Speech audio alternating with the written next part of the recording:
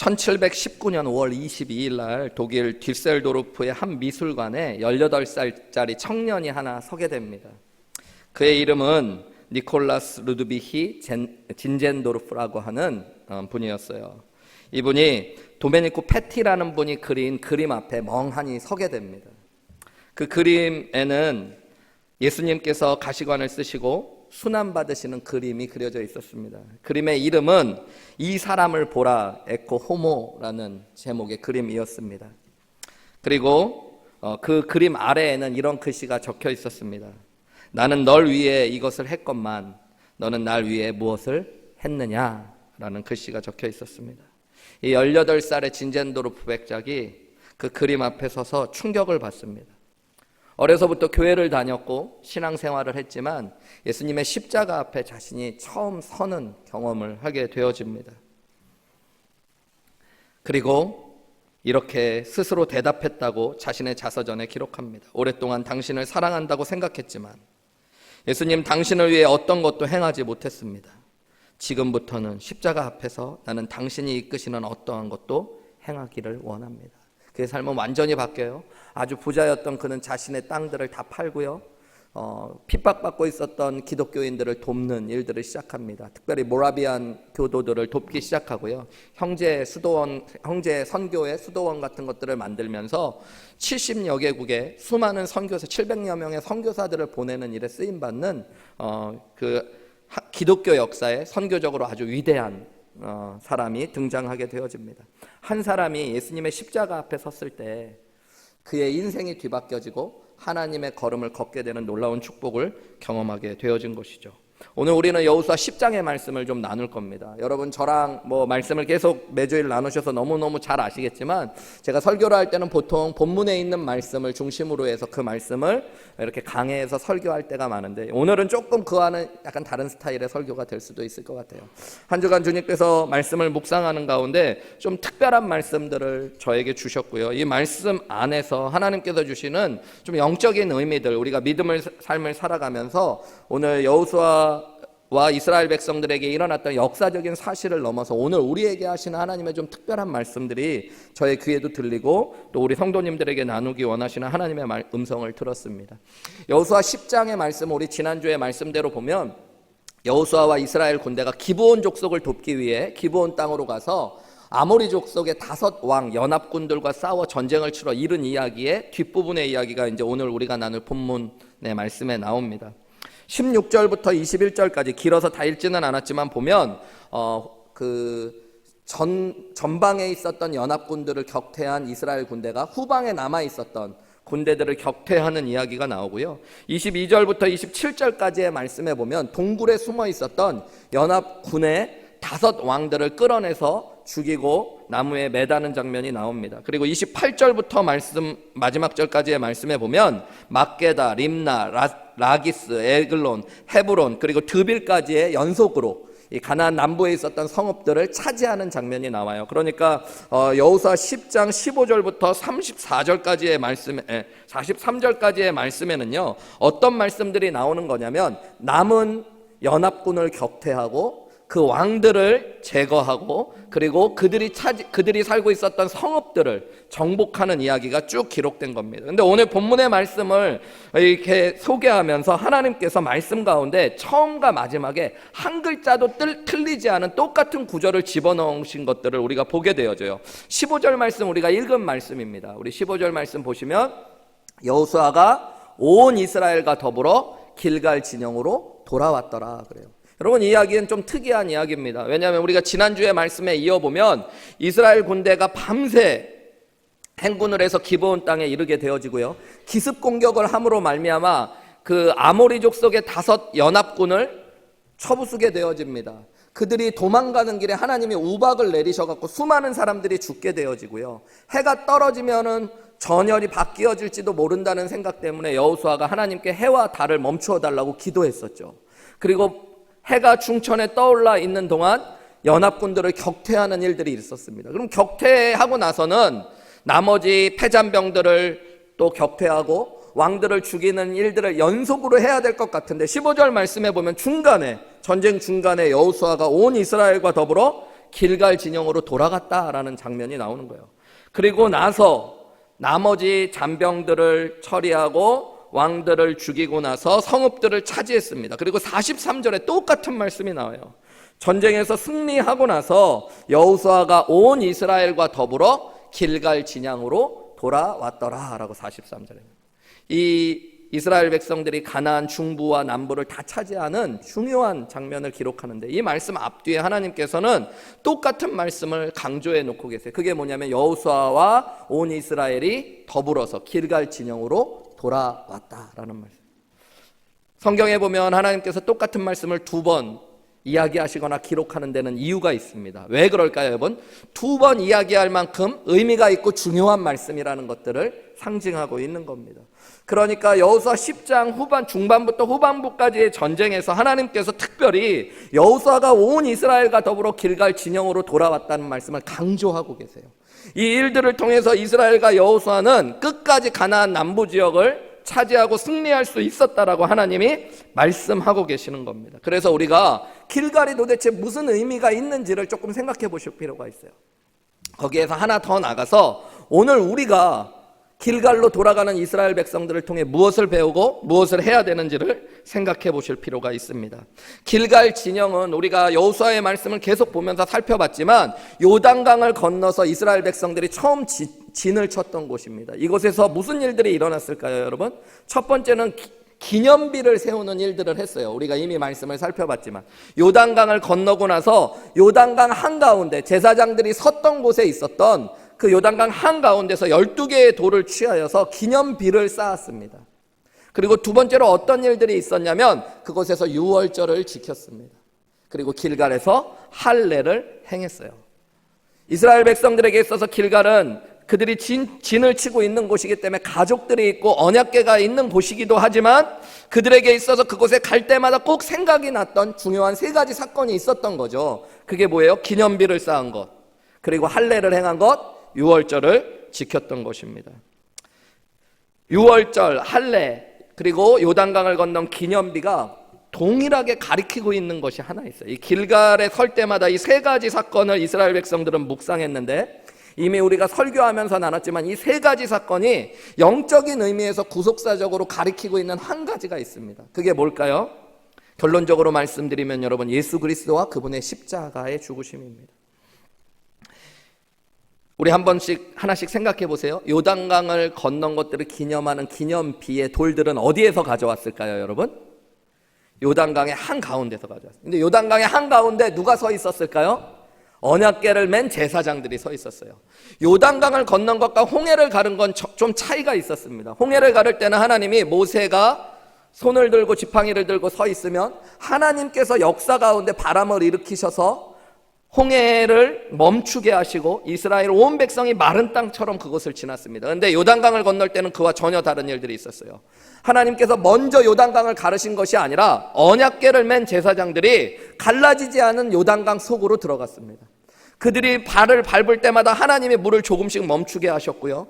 그리고 언제까지 물을 멈추게 하셨냐면 제사장들이 온 이스라엘 백성들이 건널 때까지 요단강 한가운데 서 있게 하셨어요. 그리고 그들이 움직일 때 다시 물이 조금씩 들어와서 요단강을 멈추게 하신 겁니다.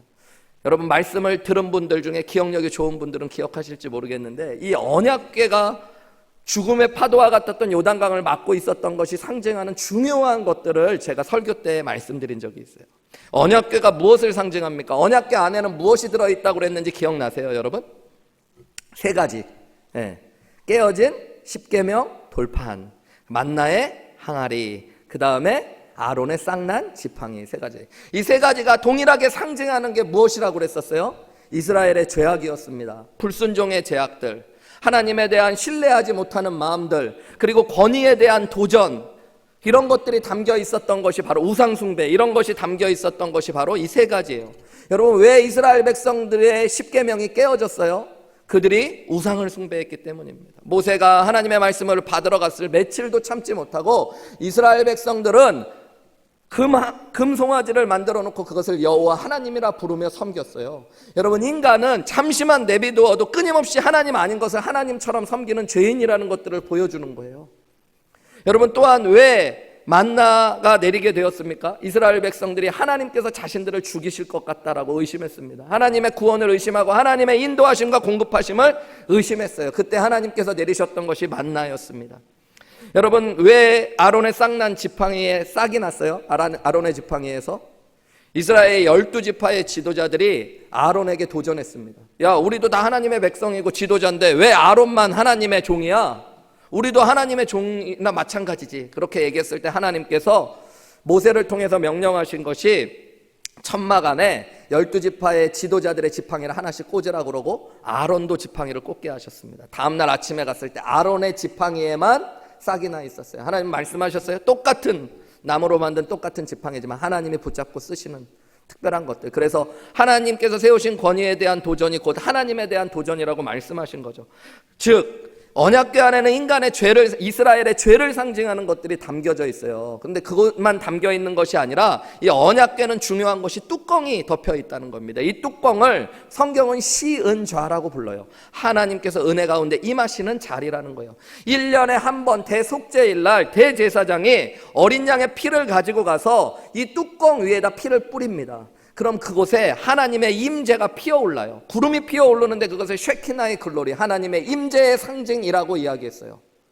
여러분, 그러니까 언약궤가 상징하는 게 뭐예요? 인간의 죄를 어린 양의 피가 가리우고 그것 위에 하나님이 임재하신다는 것들을 가르쳐주는 게 언약궤입니다. 그것을 통해 이스라엘 백성들은 죽음과 같았던 요단강을 건널 수 있었던 거예요. 여러분, 유월절은 무엇을 상징해요? 유월절에도 어린 양이 잡죠. 바로의 노예로 애굽에 있었던 이스라엘 백성들이 10가지의 재앙을 하나님께서 허락하셔서 출애굽하게 되어집니다. 그 마지막 재앙이 뭐였어요? 애굽에 있는 남자나 어떤 사람이든 가축이든 처음 난 장자들은 다 죽임을 당하게 되는 죽음의 심판이 임하게 될 것들을 말씀하셨죠. 그런데 누구만은 그 죽음에서 구원받게 하셨어요? 하나님의 말씀을 믿고 어린 양을 잡아 그 피를 문설주에 바른 집들만은 죽음의 공포에서 재앙의 심판에서부터 구원받게 하시는 역사가 유월절 가운데 있었던 겁니다. 여러분, 이것이 무엇을 상징해요? 예수 그리스도의 십자가를 상징하죠. 예수님의 십자가가 뿌려진 곳마다, 예수님을 나의 구원자여 주님으로 믿은 사람마다 여러분 마지막 날 저주받고 심판받고 멸망당하는 하나님의 재앙에서 구원받게 되는 줄 믿습니다. 마지막 할례도 마찬가지입니다. 할례가 무엇을 상징해요? 살을 찢고 피를 흘림으로 말미암아 세상과 구별된 하나님의 언약 안에 있는 백성 되었다는 것들을 상징하는 게 할례였습니다. 여러분, 이것이 누구를 상징하는 거예요? 피 흘리고 살을 찢어 하나님의 언약 안에 새로운 구별된 하나님의 자녀가 되는 것, 예수 그리스도를 통해 구원받는 예수 그리스도의 십자가와 복음을 가리키는 겁니다. 예수님께서 십자가에 죽으시기 전에 그래서 주의 만찬을 나누며 뭐라고 말씀하셨어요? 이것은 내가 너희를 위하여 흘리는 내 피다. 이것은 내가 너희를 위하여 찢은 내 몸이다 라고 말씀하신 거예요. 여러분, 한마디로 이 언약궤를 통해 죽음의 강을 건넜던 요단강의 기념비, 유월절, 할례는 다 예수 그리스도의 십자가의 죽으심과 그분의 복음을 가리키고 있어요. 우리가 예수님 때문에 죄인임에도 불구하고 하나님과 함께 할 수 있는 사람들이 된 겁니다. 하나님께서 우리의 죄를 보지 않고 예수님의 보혈을 보시고 우리와 함께 하시게 된 거예요. 그래서 우리는 죽음과 같았던 사망의 권세를 깨트리고 부활하신 예수님과 함께 구원의 길에 들어서게 된 겁니다. 여러분, 우리는 예수님 때문에 마지막 날 우리의 죄로 말미암아 심판받고 멸망당하는 그 자리에서 예수님을 나의 구원자요 주님으로 믿은 자마다 패스오버, 하나님의 죽음의 심판을 뛰어넘어 하나님 나라에 들어가는 영생의 축복을 받은 줄 믿습니다. 여러분, 우리는 예수님 때문에, 예수님이 피를 흘리시고 살을 찢으심으로 말미암아 하나님의 언약 안에 하나님의 자녀된 자들인 줄 믿습니다. 여러분, 한마디로 이스라엘 백성들에게 길갈의 자리는 오늘 저와 여러분에게 십자가 앞으로 나아가는 자리가 되어요. 한마디로 이스라엘 백성들이 전쟁 가운데서도 끊임없이 길갈을 향해 나아갔던 이유, 우리가 그것을 묵상하기 전에 먼저 깨달아야 될 것은 그리스도를 나의 구원자요 주님으로 믿은 그리스도인들은 믿음의 삶을 살아갈 때 끊임없이 어디로 돌아가셔야 돼요, 여러분? 예수 그리스도의 십자가와 복음 앞으로 돌아가셔야 됩니다. 여러분, 이게 너무너무 중요한 거예요. 오늘 말씀을 조금 더 깊이 묵상해 보면서요, 길갈에서 여호수아와 이스라엘 백성들은 어떤 하나님의 축복과 은혜를 경험했는지 우리가 한번 생각해 보면서 저와 여러분이 오늘 믿음의 삶을 살아가면서 예수 그리스도의 십자가와 복음 앞에 다시 돌아가 설 때마다 하나님이 우리를 어떻게 축복하실지, 우리가 어떻게 다시 새로운 힘을 얻고 재충전을 얻어 믿음의 길을 계속 걸어갈 수 있을지 함께 은혜를 나누는 귀한 아침 되시기를 주님의 이름으로 축원합니다. 첫 번째로 여러분, 이스라엘 백성들은 길갈에서 치유와 영적인 재충전을 경험했어요. 우리 모두가 다 예수님의 십자가 앞으로 돌아가야 되는 이유는 우리 모두가 다 치유와 영적인 재충전이 필요한 사람들이기 때문입니다. 이미 우리 지난주에 말씀해봤지만 이스라엘 백성들이요, 여호수아 10장 앞부분부터 14절까지의 말씀에 보면 기브온 족속을 돕기 위해 밤새 달려갔다고 그랬어요. 그죠? 밤새 달려가서 40km가 넘는 산을요 행군에 나아갔습니다. 그리고 거기서 멈추고 휴식을 취한 게 아니라 그때부터 전쟁을 치렀어요. 쉬지 않고 전쟁을 치러서 해가 떨어질 때까지 전쟁을 했는데 해가 떨어지지 않도록 하나님께 기도해서 꽤 긴 시간을 전쟁을 치렀어요. 한마디로 24시간이 넘는 시간 동안 먹지도 않고 자지도 않고 행군하고 전쟁을 치른 거예요. 여러분 피곤하고 힘들었을까요? 당연히 그랬겠죠.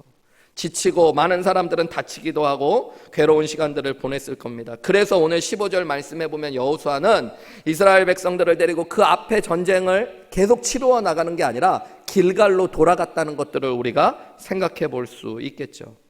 영적으로 믿음의 삶을 살아갈 때도 마찬가지입니다. 여러분 믿음 생활하다 지칠 때가 있어요, 없어요? 있습니다. 어떤 분들은 가끔 그런 얘기 하셔요. 저희 교회 새로 오신 성도님들 중에 왜 교회를 새로 옮기셨나, 지역에 있는 교회를 다니시다가 교회로 옮기시는 분들 가운데 얘기하면 뭐 상처받고 힘들고 뭐 좀 은혜가 안 되고 그렇게 얘기하는 분들도 있는데 어떤 분들은 이렇게 얘기해요. 쉬고 싶어서 왔대요. 집에서 쉬셔도 되는데 꼭 우리 교회를 오셔서 쉬셔야 되나. 쉬시려고 오셨대요. 너무 힘들었대요. 믿음으로 열심히 살아보려고 하고 직분 갖고 교회 봉사해 보는데 영적으로 다 고갈되어서 너무너무 지쳐서 저 영적으로 쉼을 얻기 위해 한우리교회에 왔습니다. 그분도 환영해야죠. 너무너무 귀하죠. 제가 간절히 기도해드려요. 새가정 환영실에서 하나님, 이 형제님, 자매님, 우리 한우리교회 안에서 하나님께서 주시는 힘으로 쉼을 얻고 재충전 받을 수 있도록 도와달라고. 여러분 근데 진짜 치유와 회복은 뭐 기도 가운데 예배 가운데 일어나겠지만 궁극적으로 예수 그리스도의 십자가 앞에 서게 될 때 일어나는 줄 믿으시기 바랍니다. 여러분 왜 그럴까요? 예수님의 십자가 앞에 설 때마다 우리는 우리의 죄도 보게 되고 상처도 보게 되어집니다. 그리고 예수님이 우리의 죄와 상처를 치유하시는 놀라운 은혜가 십자가에 있다는 것들을 성경이 이야기해주고 있어요. 우리 잘 아는 이사야서 53장 5절 말씀 같이 읽어볼까요? 이사야서 53장 5절입니다. 시작. 그가 찔림은 우리의 허물 때문이요 그가 상함은 우리의 죄악 때문이라. 그가 징계를 받음으로 우리가 평화를 누리고 그가 채찍에 맞음으로 우리가 나음을 입었도다. 여러분 잘 보세요. 예수님께서 찔리시고 상하시고 채찍에 맞으신 거, 십자가에 못 박혀 죽으신 걸 의미하죠. 그분이 왜 그러셨습니까? 우리의 허물 때문에, 우리의 죄악 때문에 그렇게 당하신 겁니다. 예수님께서 우리의 죄악과 허물 때문에 십자가에 못 박혀 죽으심으로 우리의 죄가 용서받고 하나님과 평화를 누리게 되었고요. 그리고 그분이 십자가에 못 박혀 죽으심으로 우리가 회복되고 나아지고 치유받을 수 있는 길이 열렸다라고 성경은 이야기하고 있는 거예요. 여러분 예수님께서 십자가에 못 박혀 죽으실 거예요? 죽으셨어요? 아직 모르시는 분들 계세요? 네. 여러분 2000년 전에 예수님 십자가에 못 박혀 이미 죽으셨어요. 그분이 십자가에 못 박혀 죽으시며 마지막 외치셨던 말이 뭐예요? 다 이루었다는 말씀. 그분이 우리의 죄값을 다 치르셨고 그분이 십자가로 인하여 우리의 구원의 길과 회복의 길을 다 열어주신 줄 믿으시기 바랍니다. 그래서 여러분 십자가 앞에 설 때마다 내가 믿음의 삶을 살아가면서 때로는 실수하고 상처받고 죄악 가운데 무너졌던 마음이 회복되고 치유받는 힘이 십자가로부터 공급되어지는 거예요. 여러분 우리가 십자가 앞에 설 때마다 하나님의 사랑이 다시 깨달아지고 새 힘을 얻어 나아갈 수 있는 영적인 재충전이 이루어지는 줄 믿으시기 바랍니다. 모든 힘과 능력은 하나님으로부터 오는데 여러분 우리가 믿음 생활하면서 죄를 범하고 실수를 범할 때마다 그 은혜와 능력을 잃어버려요. 근데 십자가 앞에 서면 하나님 앞에 우리가 다시 회복되어지고 화목해 되어지는 은혜를 누리게 되어지는 거예요. 그때 우리 안에 다시 능력이 공급받게 되어집니다. 로마서 5장 10절에서 11절 말씀에 보면 그러면 이제 우리가 그의 피로 말미암아 의롭다 하심을 받았대요. 하나님 앞에 우리가 어떻게 의롭게 되어집니까? 예수 그리스도의 피로 말미암은 줄 믿습니다. 여러분, 우리가 원수 되었을 때 그의 아들의 죽으심으로 말미암아 하나님과 화목하게 되었고, 화목하게 된 자로서는 더욱 그의 살으심으로 말미암아 구원을 받는다고 이야기하고 있어요. 여러분, 우리가 하나님과 화목하게 되는 길도 예수님의 십자가의 죽으심 때문인 줄 믿으시기 바랍니다. 예수님 앞에 서게 되면 그래서 여러분, 우리의 상처와 죄악으로부터 회복되어지는 은혜를 누리게 되어지고, 그것뿐만 아니라 하나님 주시는 새 힘을 얻게 되어져요. 그냥 교회만 왔다 갔다 하시는 분들은 모르지만 예수님을 진짜 나의 구원자요 주님으로 복음을 듣고 믿은 분들은 영적으로 우리가 다시 살아나는 길, 회복되는 길, 그것이 십자가에 있다는 것들을 알게 되어집니다. 그래서 여러분, 믿음 생활하다 보면 지치고 힘들 때마다, 상처받고 죄악 가운데 무너질 때마다 어디로 돌아가셔야 돼요? 십자가 앞으로 돌아가셔야 돼요. 이스라엘 백성들이 길갈로 돌아갔듯이 우리 믿음의 사람들은 십자가로 돌아가야 될 줄 믿습니다. 십자가를 통해 예수님의 사랑이 다시 깨달아지고 믿어지면 여러분, 우리 안에 있는 상처들, 죄의 문제들이 해결받을 뿐만 아니라 다시 새 힘을 얻고 일어설 수 있는 거예요. 하나님이 나와 함께 하시며 나를 사랑한다는 게 정말로 믿어지면 여러분, 우리의 인생이 바뀌어지는 놀라운 축복을 경험하는 겁니다. 워싱턴 펠로우십 교회를 담임하셨던 김원기 목사님의 간증 가운데 이런 이야기가 있어요. 이분은 원래 불교 집안에서 태어나서 미국으로 유학을 오셨는데요, 인생의 의미와 목적을 잃어버리신 거예요. 그래서 그 당시에 히피 이런 문화가 유행이었는데 히피족으로 생활을 하셨어요. 그냥 마음대로 인생은 의미가 없다, 그냥 현재를 즐겨야 된다 이러면서 사시다가 형을 불쌍히 여겼던 동생의 권유로 교회 부흥회에 한번 참석하게 됩니다. 그런데 그 부흥회에서 강사님이 복음을 전해주세요. 복음을 전해주시는데 특별히 하나의 예를 드셨는데 그 예가 이분을 십자가 앞에 세우게 되어집니다. 이런 예화였다고 그래요. 어떤 농장에 예를 들어서 병든 병아리 한 마리가 태어났다고 생각을 해보시잖아요. 알에서 막 깨어난 병아리가 여러분 병든 병아리예요. 여러분이 그 농장을 하고 계시는데 당신이 주인이기 때문에 작고 병든 병아리 한 마리를 고치기 위해 수의사를 불렀어요. 그런데 수의사가 와서 예입니다, 여러분. 뭐 진짜는 아니고 예로 이 병아리를 살릴 수 있는 길이 하나 있는데 그게 뭐냐면 알을 잘 낳고 건강한 암탉을 잡아가지고 과가지고 병아리한테 먹이면 난다, 이런 얘기를 했다고 해봐요. 그럼 여러분은 어떻게 하실래요? 여러분이 주인이에요. 지금 막 나서 병 들어있는 병아리 한 마리를 살리기 위해 알을 잘 낳는 튼튼한 이 암탉을 잡아서 과서 먹이시겠습니까? 여러분은 어떠실 것 같아요? 솔직하게 병아리를 살려야지, 암탉아 그동안에 수고했다, 뭐 이렇게 하실래요? 그 목사님은 이렇게 이야기하셨대요. 병들고 작은 병아리를 위해 건강하고 알 잘 낳는 암탉을 잡는 주인을 우리는 어리석은 주인이라고 부를 겁니다. 그런데 만약에 더 나아가 이 수의사가 주인의 아들, 하나밖에 없는 외아들이 있는데 그 외아들을 죽여서 병아리를 살릴 수 있다고 한다면 아들을 잡아 죽일 주인이 도대체 있겠습니까? 그러면서 여러분, 피조물인 인간이 주인이라는 이유로 피조물인 병아리를 위해 아들을 내놓는다는 것도 상상할 수 없는 일인데, 창조주이신 하나님께서 하나님 그 본체이신 아들 예수 그리스도를 피조물인 저와 여러분, 벌레만도 못한 저와 여러분을 위해 내어주셨다는 것. 여러분, 우리는 교회를 다니며 사실 예수님이 나의 죄를 위해 죽으셨다는 십자가의 복음을 너무 많이 흔하게 듣습니다. 그리고 교회를 오래 다닌 분들은 그게 당연한 것처럼 여겨지는 분들. 나를 위해 예수님이 죽어주신 게 당연하지, 나를 사랑하시는 게 당연하지. 그런데 여러분, 정말로 십자가의 복음 앞에 우리가 한번 자신을 세워놓으실 필요가 있습니다. 그게 그렇게 당연한 일이 아닙니다.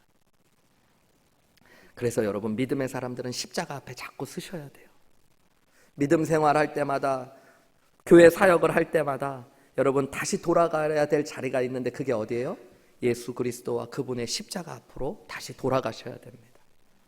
그곳에서 내 상처와 죄악을 다시 고백하고 치유받는 은혜를 경험하셔야 되고, 하나님의 크신 사랑을 깨달아서 새 힘을 얻는 귀한 은혜를 경험하셔야 될 줄 믿습니다. 오늘 저와 여러분의 영적인 길갈인 예수 그리스도의 십자가 앞으로 여호수아와 이스라엘 백성들이 돌아간 것처럼 돌아가시고 그 십자가 앞에서 다시 여러분의 죄와 상처가 치유되고 하나님께서 주시는 새 힘을 얻는 귀한 은혜가 임하시기를 주님의 이름으로 축원합니다. 두 번째로 오늘 이스라엘 백성과 여호수아가 길갈로 돌아갔던 이유는 자기 점검과 영적인 조율이 필요했기 때문이라는 걸 생각할 수 있습니다. 오늘 저와 여러분도 믿음의 삶을 살아가다 예수 그리스도의 십자가와 복음 앞에 다시 돌아가야 되는 이유는 우리 안에 영적인 조율이 필요하게. 영적인 조율이 뭐예요? 조율. 여러분 조율이 뭔지 아시나요? 악기를 하시는 분들은 이 조율, 우리 오늘 정요한 교수님 하셨는데 현악기는 특히 조율이 되게 중요합니다. 현악기의 조율을 한다는 건 무슨 거를 하는 걸까요, 여러분? 표준 음에 악기의 각 음을 맞춰가는 과정들을 조율을 한다고 해요. 근데 왜 이런 조율이 필요할까요? 가만히 두면 악기들은 음을 잃어버리기 때문이에요. 높아지기도 하고 낮아지기도 하고. 그냥 가만히 있는 것 같은 피아노가 현악기라는 거 아시나요, 여러분? 네. 음악을 좀 아시면 이 피아노도 현악기라는 것들 아시면 이 현악기거든요. 그래서 피아노도 조율할까요, 안 할까요? 조율합니다. 저희 교회 나름 성도님들 중에 예민한 분들 틀렸다고 짜증낼까 봐 1년에 몇 번씩 전문가가 오셔서 조율을 쫙 합니다. 조율을 할 때 어떻게 해요? 낮은 음은 어떻게 해야 돼요? 높이고, 높아진 음은 어떻게 해요? 낮추죠. 여러분 이런 과정이 중요해요. 여호수아의 말씀을 계속 읽어보면 여호수아가 이스라엘 사람들을 더불어서 자꾸 길갈로 돌아갔다는 말씀이 한 8장부터 계속 등장하는데요. 그 8장부터 있었던 일이 있습니다. 그게 뭐냐면 여호수아와 이스라엘 백성들이 아이성에서 패배하고 나서요. 우리가 이미 말씀을 살펴봤지만 이스라엘 백성들이 왜 아이성에서 패배했어요? 요단강을 건너고 여리고성을 정복한 뒤에 그들의 마음이 높아졌습니다. 그래서 하나님께 묻지도 않고 하나님께 구하지도 않고 하나님의 말씀에 순종도 하지 않고 나아갔다가 아이성에서 패배했다는 이야기들을 우리가 살펴봤죠. 작은 성공 앞에서도 그들의 마음이 얼마나 높아졌는지, 그리고 그 높아진 마음으로 나아갔을 때 그들은 실패했다라고 성경은 이야기하고 있어요. 그리고 나서 패배하고 났더니 이스라엘 백성들의 마음이 어떻게 됐대요? 물처럼 녹아가지고요, 완전히 무너졌대요. 자기 비하, 열등감에 사로잡혀가지고요, 아무것도 할 수 없다라고 주저앉았대요. 여러분 이스라엘 백성들 참 웃기죠. 완전히 온탕과 냉탕을 왔다 갔다 하죠. 교만했다가 무너졌다가. 그런데 길갈로 돌아왔더니 그 길갈에서 하나님의 은혜를 다시 기억하고 하나님의 음성이 들려지니까요, 이스라엘 백성의 높아진 마음이 겸손케 되어지고 무너졌던 마음이 다시 종깃게 회복되어지는 은혜를 경험했던 거예요. 믿음 생활하는 가운데도 마찬가지입니다. 많은 분들이 교만한 것도 문제예요. 교만할 때 여러분 우리를 겸손케 낮출 수 있는 은혜가 십자가에 있는 줄 믿으시기 바랍니다. 어떤 기독교 교육학 교수님이 그런 이야기를 하시더라고요.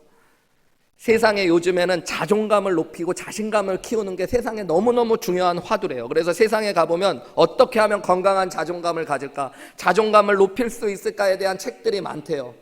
여러분 세상에 우리의 자존감을 높여야 된다라는 이야기들이 많고 여러 방법이 있다고 이야기하는데, 높아지고 교만한 마음을 겸손케 할 수 있는 것들은 세상에 아무도 이야기하지 않고 그런 방법은 세상에는 없다는 거예요. 높아진 우리의 마음을 겸손케 낮출 수 있는 길들은 오직 어디에 있는 줄 아세요, 여러분? 예수 그리스도와 그분의 십자가 안에 있는 줄 믿으시기 바랍니다. 정말 복음을 깨닫고 예수님을 만난 분들은 십자가 앞에 설 때마다 자신을 어떻게 보게 돼요? 내가 죽을 수밖에 없는 죄인이었지. 예수님이 십자가에 못 박힌 그 자리가 예수님이 자리가 아니라 내 자리였지. 하나님이 보실 때 나는 정말로 교만한 자, 죽을 수밖에 없는 자라는 걸 깨닫게 됩니다. 그래서 십자가 앞에 설 때마다 우리는 겸손해지는 거예요. 여기 혹시 교만하지 않은 분 계세요? 나는 안 교만하다. 솔직하게. 네. 여러분 어떠신 것 같아요? 나는 목사님이 뭐라고 해도 나는 안 교만하다. 네. 다들 표정이 아니다도 아니고 기다도 아니고. 여러분 인간은 모두 교만합니다. 왜냐하면 인간이 모두 죄인인데 그 죄의 뿌리와 중심이 교만이기 때문이에요. 얼마만큼 교만할까요? 누구같이 될 정도로 교만하는 게 인간의 죄성일까요? 하나님같이 되고 하나님처럼 되려고 하는 거. 그래서 우리는 다 교만해요. 내가 교만한 걸 아는 교만한 사람과 내가 교만한 걸 모르는 교만한 사람만 있는 거예요, 세상에. 무슨 얘기인지 아시겠어요? 네.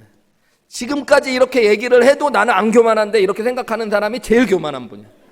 목사님이 얘기를 해도 안 믿으니까. 우리 다 교만해요. 여러분, 하나님께서 은혜를 주시고 축복해 주시면 우리의 교만한 마음이 얼마나 높아지는지 모르겠어요. 분명히 하나님께 은혜를 달라고 기도해서 하나님께서 축복해 주신 건데 그 축복을 맛보면 우리는 끊임없이 높아져요. 사업을 하시는 분들 아실 거예요. 사업할 때 두렵고 떨리는 마음으로 기도하셨을 때 있을 겁니다. 하나님, 제가 이거 어떻게 해야 될지 모릅니다. 하나님의 은혜 주세요. 지혜도 주시고 손님들도 보내주시고. 좀 지나고 잘하다 보면 이제 마음이 어떻게 되어져요? 하나님 앞에 겸손하고 감사하는 게 높아지죠. 우리 교회 돈업 비즈니스 하시는 분들이 꽤 계세요.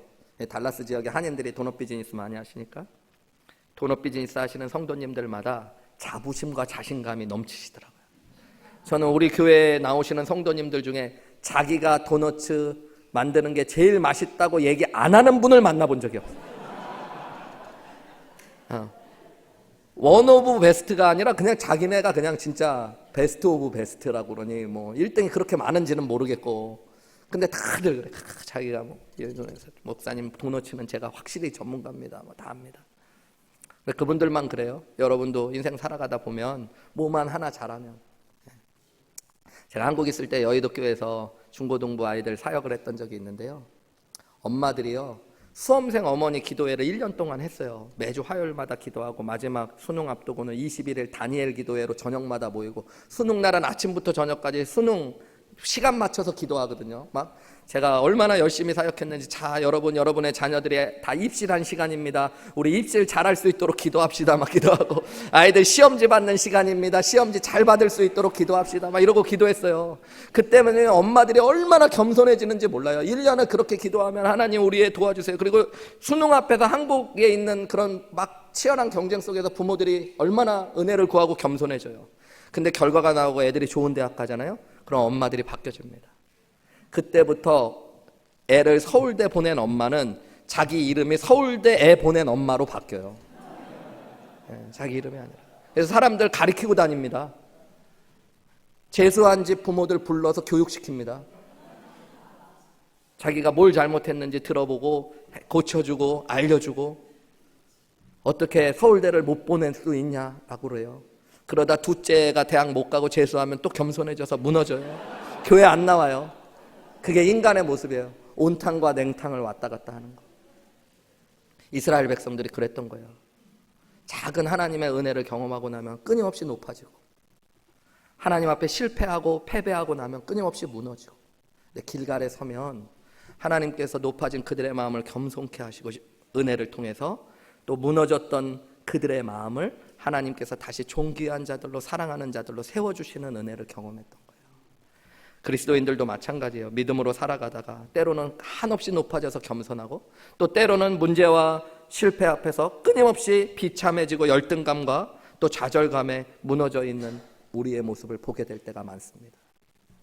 나 같은 사람이 무엇을 할 수 있겠어? 내가 하는 게 다 그렇지 뭐. 그럴 때 여러분, 하나님께서 우리를 얼마나 존귀하게 여기시고 사랑하시는지를 깨달으면 우리가 다시 무너졌던 마음을 회복할 수 있는 은혜도 경험하게 되는 거예요. 그래서 이 영적인 조율이 중요한데요, 이 영적인 자기 조율이 어디에서 일어나냐면 십자가를 통해서.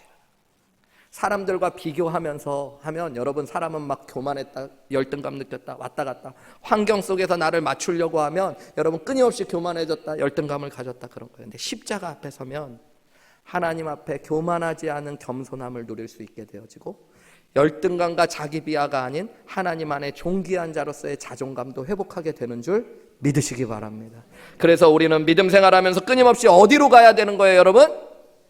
길갈로 가시면 안 되고 십자가로 가셔야 돼요. 십자가 앞으로 가셔야 돼요. 십자가 앞에 서시면 주님이 교만한 내 마음을 겸손케 하시고, 하나님께서 무너져 있는 내 마음을 다시 세우시는 은혜를 누리게 되어져요. 목회하면서 저도 문제가 될 때를 보면 끊임없이 교만하거나 끊임없이 무너져 있을 때 아무 일도 할 수가 없더라고요. 제가 가만히 내가 교만할 때가 언젠가 이렇게 생각해 보면 가끔, 요즘엔 진짜 안 그래요 여러분, 옛날에 그런 거예요. 전도사 할 때 제 마음에 가끔 그런 마음이 들 때가 있었어요. 아, 내 이런 거 할 사람이 아닌데. 진짜로요 여러분. 우리 교회, 제가 전도사 했던 교회는 화장실 청소를 자꾸 시키는 거예요, 전도사한테. 내가 화장실 청소부터 했어요, 교회에. 근데 내가 그거 할 때마다 여러분 막 감사가 넘치는 게 아니라 내가 이럴 거 할 사람이 아닌데, 내가 막 목사가 빨리 돼가지고 설교하고 막 사람들이 은혜를 받아야 되는데 내가 여기서 이렇게. 가끔은요, 막 내가 막 만나고 싶지 않은 사람 만나갖고 나한테 상담해달라고 그럴 때 보면 교만해져 있으면 이런 사람을 만나고 있을 때가 아닌데 지금, 그런 생각이 든다니까요. 근데 십자가의 은혜가 내 안에 들어오면 이런 일을 하는 것조차도 너무 감사하게 돼요. 주님 나라 위에 교회를 섬길 수 있다는 게 너무너무 감사한 거예요. 너무너무 행복해져요. 높아진 내 마음이 제자리를 찾아가는 거예요. 목회하다 보면 때로는 사람들이 뭐라고 하면 좌절하고 낙심하고, 저보다 훨씬 잘하고 뭔가 높아진 분들을 보면 열등감을 느낄 때도 있어요. 자기 비하에 빠질 때도 있어요. 난 진짜 형편없다. 근데 죄와 상처 가운데 실패해 있는 나를 보면서 무너져 있는 나를 볼 때가 있어요. 그럴 때도 십자가 앞에 서면 주님이 나를 다시 도닥도닥 하시고 일으켜 세워주시는 거예요. 너는 내 아들을 주기까지 나에게 존귀한 자란다. 내가 너를 죽기까지 사랑한다. 그 십자가 앞에 설 때마다 다시 회복되는 영적인 조율이 일어나는 거예요. 오늘 이 자리에 계신 사랑하는 형제자매 여러분, 예수 그리스도의 십자가 앞으로 들어가셔서 하나님께서 여러분을 영적으로 조율하시는 귀한 은혜가 있으시기를 주님의 이름으로 축복합니다. 마지막으로 이스라엘 백성과 여호수아가 길갈로 돌아가야 됐던 이유는 목적에 대한 재조준이 항상 필요했기 때문이에요. 오늘 저와 여러분도 마찬가지입니다. 믿음의 삶을 살아가다 우리가 예수 그리스도의 십자가와 복음 앞으로 자꾸 돌아가야 되는 이유는 우리 삶에 대한 재조준이 항상 필요하기 때문이에요. 여러분, 삶의 재조준이 필요하다는 이유는 우리는 재조준하지 않으면 삶의 목표를 잃어버린다는 것들을 의미하고 있습니다.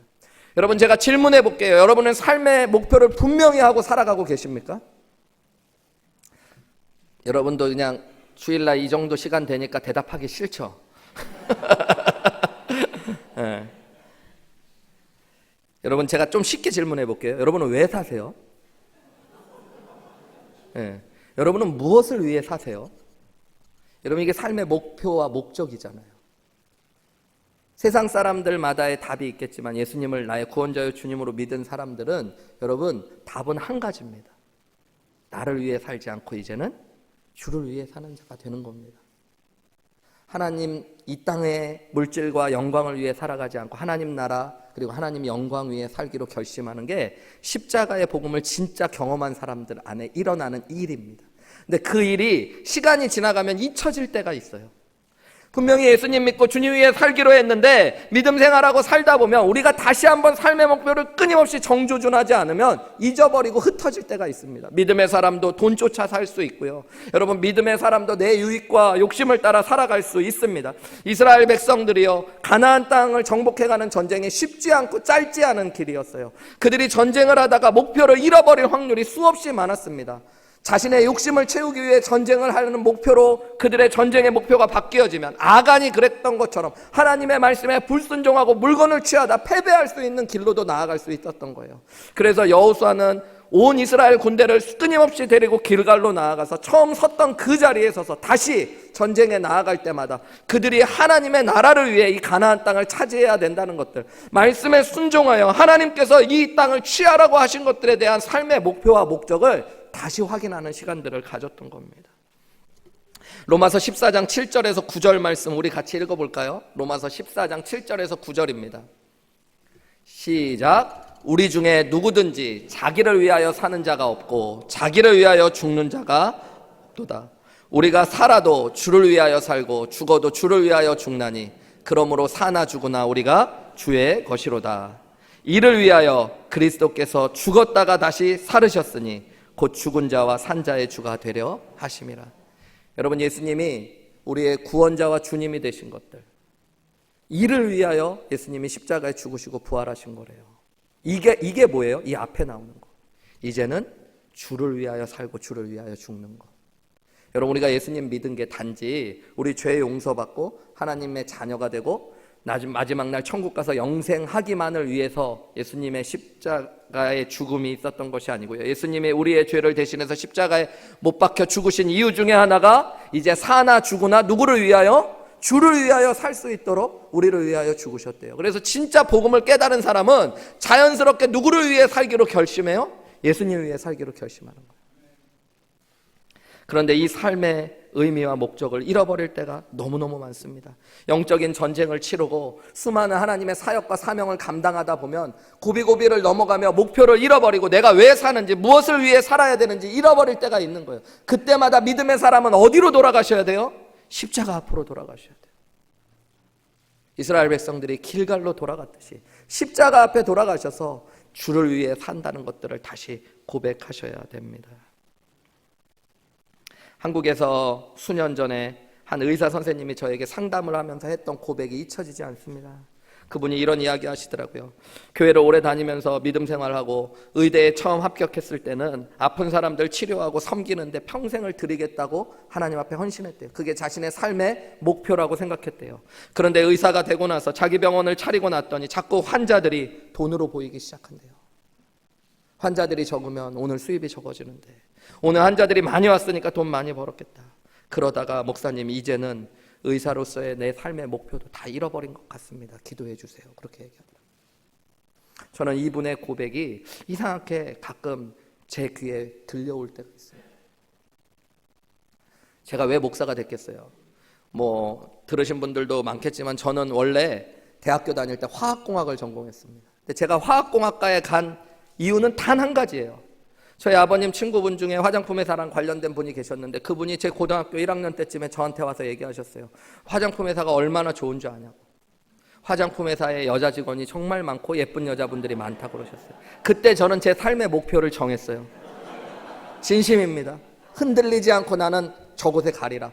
그곳에 그냥 가서 다니는 것만으로는 부족하니까 내가 차려서 화장품 회사 회장이 되겠다는 목표를 가졌어요. 그래서 저는 대학교 쓸 때도요, 대학은 여러 군데 다 쓰지만 과는 흔들리지 않고 화공과만 썼어요. 문과였으면 경영학과 썼을지도 모르는데 이과여서 화공과. 난 무조건 화장품 회사. 옛날에 그랬다고요, 여러분. 어떤 분들이 목사님 그래갖고 목사 된 거 아니야? 여자분들이 교회 많아서 절대 아닙니다. 우리 하누리교회는 남자분들이 열심히 하는 교회잖아요. 근데 어쨌든 제가 그렇게 됐던 제가 진짜 예수 그리스도의 십자가 앞에 저를 세우고 복음 앞에 깨어지고 났더니 여러분, 세상에 가장 귀한 것이 영혼이라는 것들을 보게 됐어요. 내 영광과 유익을 위해 사는 것이 아니라 하나님 나라 위해, 하나님 영광 위해 사는 것이 내 남은 인생에 가장 가치 있고 귀한 일인 걸 믿고 신학교에 오고 목회자가 된 겁니다. 그런데 그렇게 살아가기로 삶의 목표를 정한 저도 목회하다 보면 가끔 그 목표를 잃어버릴 때가 있어요. 큰 교회가 되어지는 것이 내 목표인 것처럼 착각할 때도 있고, 어떤 문제와 교회의 사역들을 넘어가야 될 땐 그것을 잘 넘어가는 것 자체로만 만족할 때가 있어요. 내가 오늘 왜 설교하는지, 왜 목회자로서 하늘의교회에서 사역하고 있는지 잊지 않으려면 삶의 목표를 계속 재조준하는 일들이 필요합니다. 근데 그 삶의 목표에 대한 재조준은 어디에서 일어나는 일이에요? 믿음의 사람들에게 십자가 앞에 나아갈 때 일어나죠. 그럴 때 여러분, 흔들리지 않게 되어져.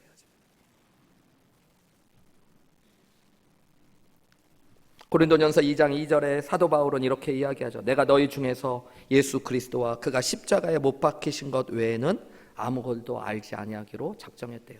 여러분, 십자가 외에 아무것도 알지 못한다는 표현이 뭡니까? 바보가 된다는 거예요. 십자가만 얘기하고 십자가만 말하겠다는 거예요. 그게 아니라 여러분, 다른 것을 다 잊는다고 해도 잊지 않고 기억하고 날마다 고백하며 내가 깨달아야 될 것이 있다면 그것이 십자가라고 이야기하고 있는 겁니다.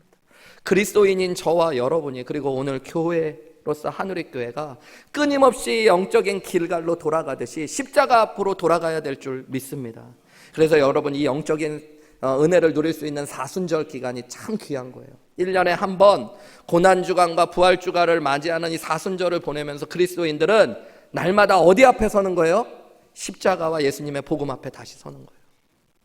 그럴 때 여러분, 우리의 무너진 마음들, 상처받고 죄악 가운데 있었던 우리가 치유되고 회복되고 새 힘을 얻는 은혜를 누리게 되는 줄 믿습니다.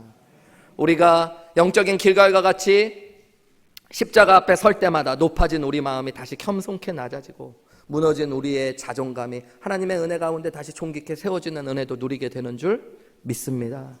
여러분, 우리가 십자가 앞에 설 때마다 우리 인생의 목표가, 목적이 무엇인지 깨닫는 귀한 축복도 누리는 줄 믿습니다. 저와 여러분이 오늘 주신 말씀처럼 우리 중에 누구든지 복음을 깨달은 자라면 자기를 위하여 사는 자가 없고 자기를 위하여 죽는 자가 없도다. 우리가 살아도 주를 위하여 살고 죽어도 주를 위하여 죽나니 그러므로 사나 죽으나 우리가 주의 것이더라 라고 고백할 수 있는 귀한 은혜가 있으시기를 주님의 이름으로 축복합니다. 저는 이 사순절 기간 특별히 어떻게 사순절을 보낼까 고민하면서요, 한 3주 전부터 서재에 있는 책줄 중에 예수님 십자가에 관련되어 있는 책들을 다 꺼내놔가지고 다시 읽기 시작했어요. 빠르게 다시 읽기 시작하는데요, 참 감사한 게 하나님께서 십자가 앞에 저를 다시 세워주시니까 제 안에 은혜를 주시기 시작하더라고요. 다시 회복시키시고 다시 새 힘을 주시고 또 온전케 하시는 은혜를 누리게 하시더라고요. 여러분, 이제 고난주간 부활주일까지 2-3주도 안 남은 시간들입니다. 여러분들이 올해 2023년도 이 부활주간을 맞이하면서 좀 특별한 시간들을 좀 가지셨으면 좋겠어요. 영적인 길갈을 잊어버린 분들은 다시 한번 길갈로 돌아가시듯이 십자가 앞에 자신을 세우는 은혜가 있으시기를 주님의 이름으로 축원합니다. 그래서 여러분의 영혼을 소생케 하시고 다시 믿음의 길을 걷게 하시는 하나님의 놀라운 은혜들을 경험하시는 귀한 축복들 여러분 함께 누리시기를 주님의 이름으로 축원합니다.